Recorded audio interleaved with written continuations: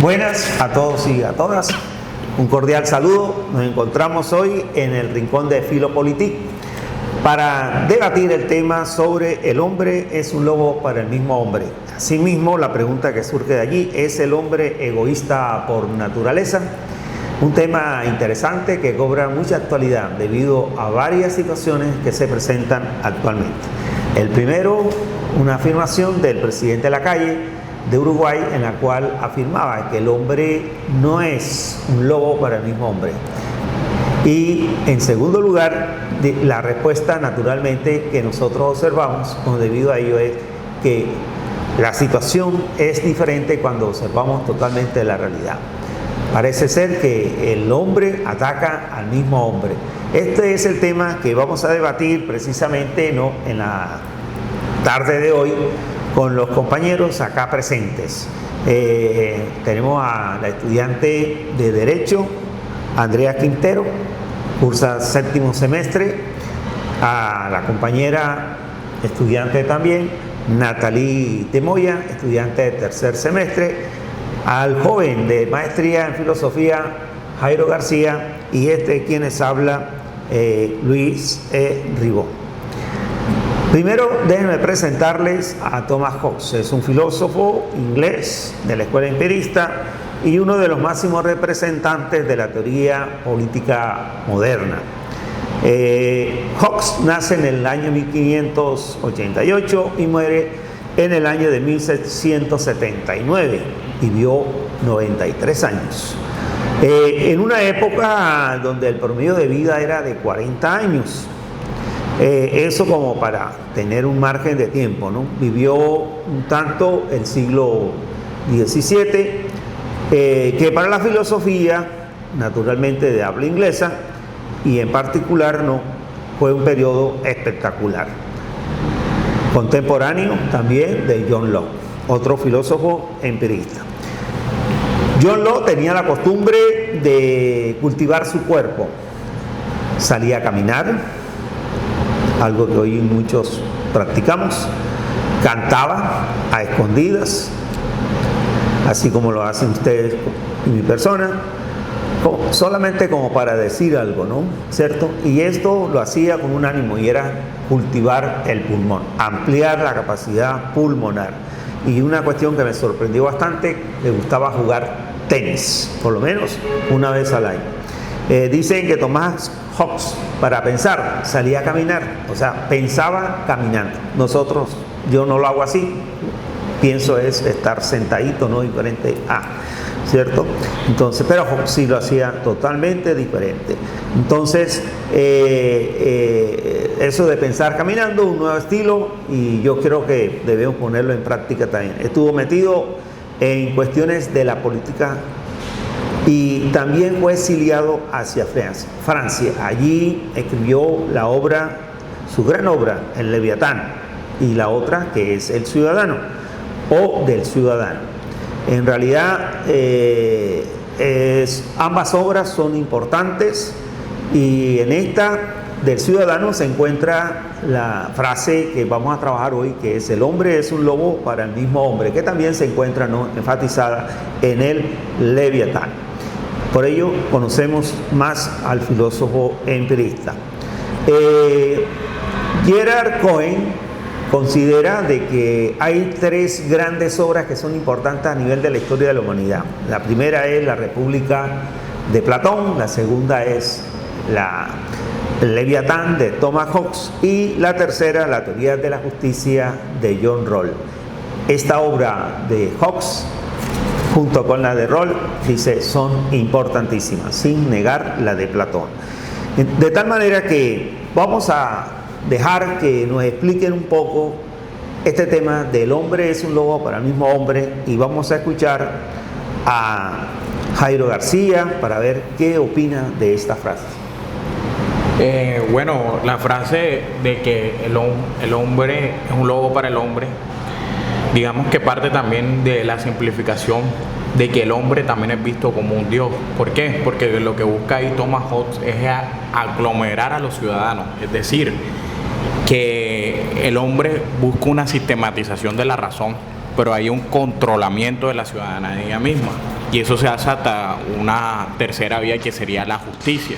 En ese caso, la justicia debe complementarse de que Hobbes no busca un individualismo como tal, pero busca, digamos, de que el ciudadano también no se pase los límites de la justicia y cumpla con el contrato social.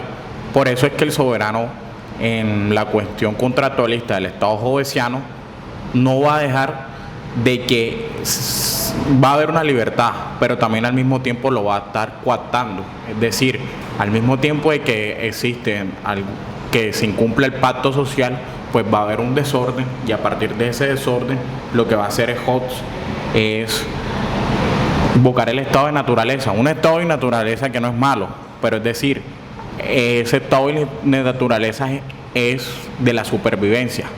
Cuando el soberano ya no tiene la justicia y todo se sale de control, pues lo que va a pasar es que, como dicen un dicho popular, pues sálvese quien pueda, y va a haber un estado, en este caso un estado, como llamarían algunos institucionalistas, pues un estado de excepción, y eso es lo que ya Hobbes va aproximando en ese estado hobbesiano o en ese estado de naturaleza misma.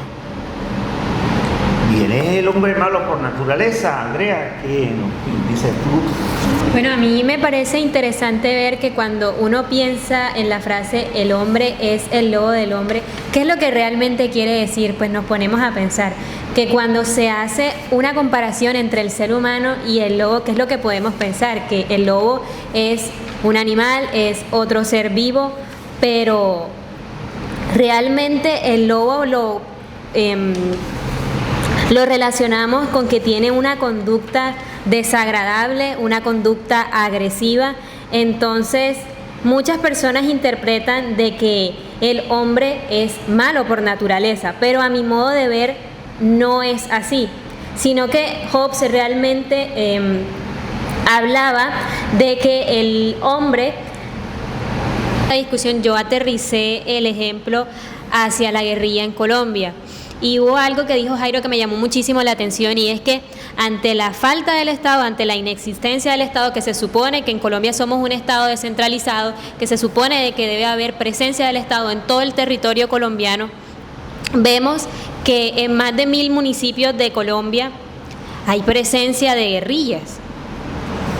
Entonces, pues con todo este tema de la justicia transicional hemos visto cómo muchísimos frentes, incluso de las FARC, han sido desmovilizados, pero porque hubo una voluntad del Estado, porque se creó la Jurisdicción Especial para la Paz. Y bueno, complementando eso que dice Andrea, profe, es que el Estado hobbesiano ha nacido por esto. ¿Por qué? Porque Colombia ha sido un país más violento. Primero hemos tenido la guerra de los 1000 días, las masacres de las bananeras. De ahí partimos al Bogotazo. El Bogotazo dejó unas divisiones liberales y conservadores. Después vino el LP, las guerrillas, 1965, 64 exactamente, aproximadamente. ¿Qué pasa ahí? Ausencia del Estado, se forman las guerrillas gaitanistas, nace Tiro Fijo, porque una ausencia del Estado, porque los estaban matando en el Tolima.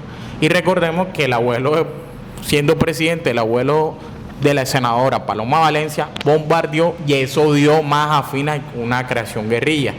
Ahí ya vemos un problema, un estado hobbesiano aquí en Colombia. ¿Qué sigue más adelante? Se calma un poco, pero después nace una nueva guerrilla, porque nace el Frente Nacional, nace el bipartidismo, se rotaban el poder conservadores y liberales, llega Rojas Pinilla, hubo fraude, y eso da la creación al M-19, más ausencia del Estado. Bueno, como venía diciendo, siempre había habido ausencia del Estado. Se formaron el M-19, después vino otra guerra, la de los paramilitares, porque hubo ausencia del Estado. ¿Y por qué hay ausencia del Estado? Porque no podemos satanizar, porque había un problema. Al través de la ausencia del Estado no había quien cuidara la propiedad privada, y al no cuidar la propiedad privada nacen las UC, las autodefensas, y ahí venimos a otra guerra más. Viene el problema de los hermanos Castaño, viene el problema de todo esto que hemos vivido, y después venimos, pero ¿qué es lo que pasa? Como no hay unas reglas claras, vemos unos estados fallidos, los diálogos del Caguán, el pacto israelito en el 2005, que a pesar que hubo una desmovilización, que más adelante extraditan a Don Berna, hay unos temas, pero la crisis se agudiza porque tanto paramilitares como guerrillas metieron el narcotráfico. Entonces hay unos problemas sustanciales y ausencia del Estado que desconocemos. Por eso no podemos desmoralizar las problemáticas, porque siempre hay ausencia del Estado. Obviamente, lo que hay que involucrar, hay más Estado para que no existan estos campos de guerrillas o paramilitares, o estos, como los trataba Yair Acuña, como esos escuadrones que van a cuidar al ciudadano allá en Sincelejo. Tampoco podemos volver a eso, a unas convivir. Bien, nos encontramos entonces con El hombre es un lobo para el mismo hombre, y con la presencia precisamente de Natalie, Andrea y Jairo en el Rincón de Política. Vamos a escuchar cuáles serían las premisas que resultan precisamente de esta frase, ¿no? El hombre es un lobo para el mismo hombre. Bueno, complementando con lo que dice Jairo, este estado de naturaleza en verdad nos muestra tres premisas importantes. La primera es si en verdad todos somos iguales, porque cuando se menciona el lobo, el hombre es un lobo para el hombre, nos muestra que en verdad todos partimos de esa naturaleza de caos, de esa naturaleza de guerra y de esa naturaleza de violencia. También nuestra segunda premisa, y es que como todos somos iguales, todos somos un poco autointeresados. Entonces los seres humanos velan siempre por sus autointereses, por sus propios deseos. Y eso nos lleva a la tercera premisa, y es que el Estado, al nosotros valernos por esos propios intereses y ser un poco egoístas en cuanto a nuestros deseos, podemos ver que presentamos ciertas inconformidades y que el Estado muestra una escasez de recursos y una escasez de respuesta ante esas inconformidades que nosotros presentamos. Entonces, podemos decir que cuando no hay poder común, no hay ley. Y cuando no hay ley, en verdad no existe una justicia, y eso era lo que estábamos conversando anteriormente, la justicia para Hobbes, y cómo el Estado es un ente importante dentro del sistema político y dentro de todas esas demandas que nosotros presentamos como ciudadanos para garantizar la convivencia pacífica. Entonces, cuando el Estado no logra ejercer ese control, ese poder legítimo, ese monopolio legítimo de la fuerza, se presentan estas inconformidades y se presentan estos espacios vacíos en donde otros entes van, digamos que escalando. Entonces, para Hobbes esto refleja que cuando no existe un poder soberano capaz de responder ante esas demandas y capaz de asegurar el orden y la seguridad de la población, prevalece la fuerza sobre la ley, y eso es precisamente lo que no debe ocurrir y lo que, digamos que en estos casos que estamos presentando ha pasado específicamente en nuestro país, pero que debemos replantearnos, según estos pensamientos de Hobbes, debemos replantearnos si en verdad el Estado está tomando, como ente institucionalizado, está tomando, digamos que el gobierno está tomando medidas para asegurar ese monopolio legítimo de la fuerza. Sí, recordemos que Thomas Hobbes vivió una guerra civil, vivió del miedo, vivió de la muerte, y él, debido a eso precisamente, no es que está planteando el estado de naturaleza, pero coloca una solución, y es el estado absolutista, para tratar precisamente de buscar la paz. Una cuestión en la cual pues el hombre pierde todos sus derechos, y en donde el soberano es el que toma las determinaciones, y pues se pierde la democracia en cierto sentido, ¿no? ¿Qué opinas, Andreas, de esta nueva posición que está tomando la discusión? Pues realmente me parecería incluso muy peligroso de que cedamos completamente todas nuestras libertades a un monarca absoluto, porque recordemos, pues si pues revisamos libro de Hobbes, no se trata de ceder todas tus libertades, sino realmente ceder una parte y tener que llegar a un acuerdo entre todos para poder vivir en una convivencia, para poder vivir en paz.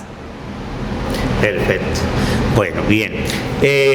Recordemos nosotros que esta obra de Thomas Hobbes tiene influencia posteriormente en Juan Jacobo Rousseau. Y ya sabemos nosotros que su gran obra, El contrato social, pues marca, ¿no?, otro hito precisamente para resolver, ¿no?, esta situación de la misma naturaleza del hombre, entre otras cosas.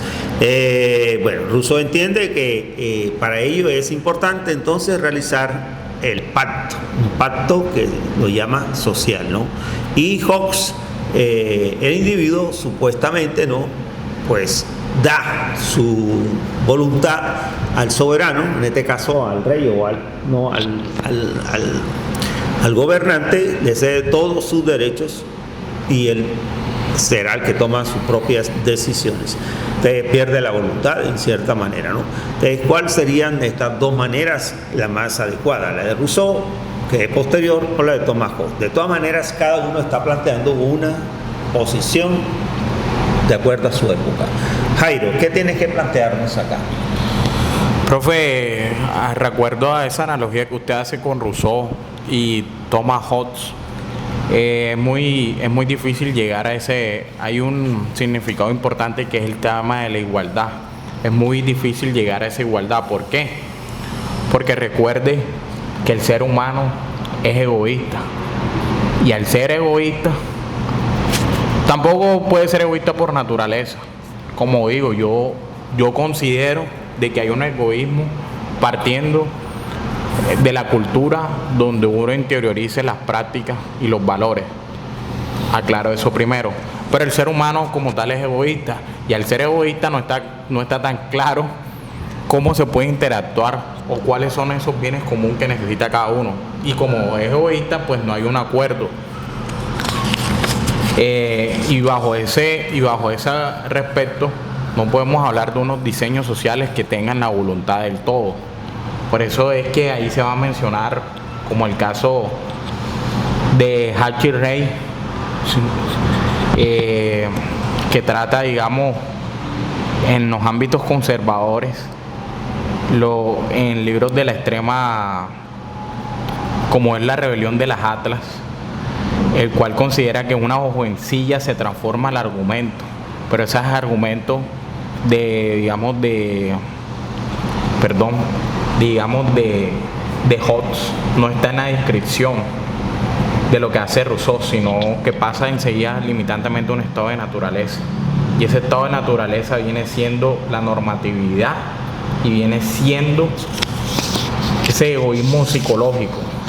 O sea, uno se pregunta, ¿el egoísmo también viene siendo un problema psicológico o qué interacciones sociales hay ahí? Por ejemplo, el egoísmo a veces también puede ser una cuestión de clase. Y me ha pasado porque cuando usted se ve con alguien, digamos, le coloco el ejemplo de la misma vida cotidiana. Yo vengo a un colegio de monjas. Ese colegio de monjas es allá en Bogotá. Y allá ahí uno ve una distinción de clases, porque es el norte. Entonces ahí uno ve que si hay un egoísmo en cuanto de la razón social. Esto es mío, mis papás me lo compraron y no lo comparto simplemente porque ya hay una cultura. Entonces, a partir de eso, también el egoísmo va implicado de una manera cultural de esa crianza que le da, y me parece que también se vuelve una cuestión de clase. Porque, digamos, uno hace un estudio, la persona que viene de abajo de pronto es más compartidiaria y sí sabe de los problemas que tal. Pero puede ser que me esté equivocando conceptualmente de que si el egoísmo, ese estado de naturaleza egoísta, puede ser no una cuestión cultural o una cuestión de conciencia de clase, que a mi parecer puede ser una cuestión de clase social, porque no es lo mismo el compartir de las 72 para arriba que de las 72 para abajo. Bueno, y es que de hecho eso va muy ligado con lo que Rousseau nos dice, y es que el hombre nace libre, pero en todas partes se encuentra encadenado. Eso es muy importante porque de hecho Rousseau nos habla de que existe un estado natural, pero que en ese estado natural el hombre es pacífico, el hombre convivía de manera sencilla, el hombre es bueno por naturaleza, como nos lo decía el profesor, pero es la propia sociedad la que corrompe al hombre, y es cuando existen o cuando nacen esas, por ejemplo, la propiedad privada, el poder, el reconocimiento, y es esas, digamos que esas situaciones las que corrompen al hombre dentro de la sociedad y la que lo vuelven egoísta, como lo venía diciendo Jairo, la que vuelve esa desigualdad, esos conflictos, y esos conflictos son los que de los que parte, digamos que el contrato social. Perfecto. Y Natalie, ¿tú no crees de que uno nace, vuelve una forma bebé, uno va creciendo, no hay malicia? ¿No crees que más bien uno no nace ni bueno ni malo, sino que hay unos aspectos culturales que van evolucionando? Porque si uno todos los días escucha al papá diciendo no te puedes acercar al niño por este color de piel, de ahí no va creando cierta racismo o hasta esa homofobia. Coloco este ejemplo porque yo creo que lo cultural es lo que verdaderamente corrompe, y ahí es donde tenemos unos valores éticos y unos valores sociales, y ahí es donde entra la misma ética cívica o dialógica en cuanto a qué papel juegan las instituciones, y citando a Engels, el papel de la familia, porque todo nace desde la familia. Entonces, ¿no crees tú que uno no nace ni bueno ni malo, sino que a medida que la misma sociedad lo va corrompiendo, porque hasta mismo los papás a veces lo van corrompiendo? No te juntes con este niño, no le prestes estos juguetes porque él es diferente a ti. Y entonces ahí viene el problema de la condición humana y el problema social, porque al finalmente, si nos basamos en un término religioso, porque al final del cabo Hobbes toma muchos términos religiosos, para Dios hay una igualdad universal, pero para la humanidad digamos que no podemos hablar de una igualdad, pero sí podemos darle una equidad. Pero ya partiendo de eso, ¿no crees que el problema más bien es una construcción cultural que después se permealiza y comienza una desinclusión a la misma condición humana, ya que si bien no somos iguales, pero sí podemos plantear un estado más equitativo? Bueno, eso nos lleva al siglo XXI en el cual estamos, ¿no? Y para todo, pues esta pregunta está relacionada con las redes. Nos interesa hablar de las redes de internet. ¿Será que, bueno, en la sociedad norteamericana, en la sociedad rusa, no se ha criticado bastante esta posición de Thomas Hobbes, pero asimismo se entra a reflexionar a partir de las redes, ¿no?, este problema y esta frase del hombre es un lobo para el mismo hombre? ¿Qué opinan ustedes? ¿Será que allí se está el hombre desenvolviendo en esta misma situación del hombre es un lobo para el mismo hombre? Andrea. Pues tomando en cuenta toda la reflexión que hemos hecho pues a lo largo del podcast, considero que el hombre puede llegar a ser el lobo del mismo hombre. Podemos ser incluso muy muy buenos o podemos ser muy malos en el caso que no tengamos una autoridad que nos guíe, una autoridad que tenga gobernanza hacia el pueblo. Entonces, estoy de acuerdo con que el hombre es el lobo del hombre. Natalie.